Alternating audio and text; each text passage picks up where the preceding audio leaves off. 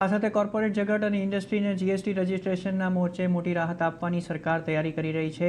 સરકારે one nation one GST registration લાગુ કરવાને લઈને વર્કિંગ ગ્રુપનું ગઠન કર્યું છે.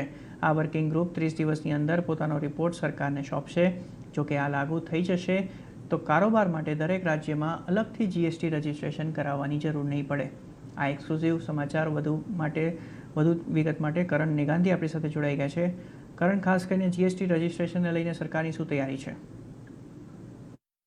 જી, તો અત્યારે જેટલા પણ ઇન્ડસ્ટ્રીઝ છે અને ઉદ્યોગકર્તાઓ છે તેમની સૌથી મોટી ચિંતા જીએસટીને લઈને એ છે કે જો તેમનો વેપાર અલગ અલગ રાજ્યોમાં છે તો તેમણે અલગ અલગ રાજ્યોમાં પોતાનું જીએસટી રજિસ્ટ્રેશન જે છે તે અહીંયાથી કરાવવું પડે છે. પરંતુ હવે આ સમસ્યાનો જે છે તે જલ્દી જ અંત આવી શકે છે તેવી વકી છે, કારણ કે સરકાર અહીંયાથી one nation one GST registration પર કામ કરવાની છે.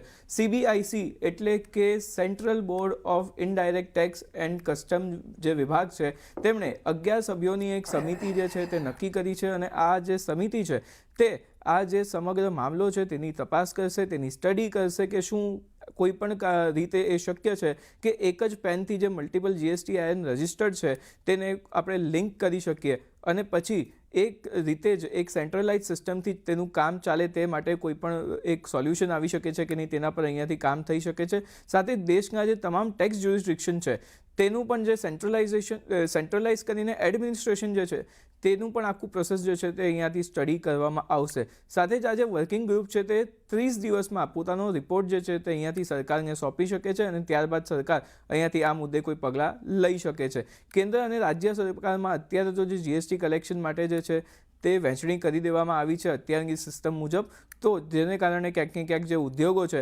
તેમને તકલીફનો સામનો કરવો પડે છે અને કયા રાજ્યનું જીએસટી ક્યાં ભરવાનું એ તમામનો જે રેકોર્ડ છે તે રાખવો પડે છે. પરંતુ જો આ સ્ટેપ અહીંયાથી સરકાર લે તો ચોક્કસપણે તમામ જે ઉદ્યોગકર્તાઓ છે તેમને ફાયદો થઈ શકે છે. જી, આભાર.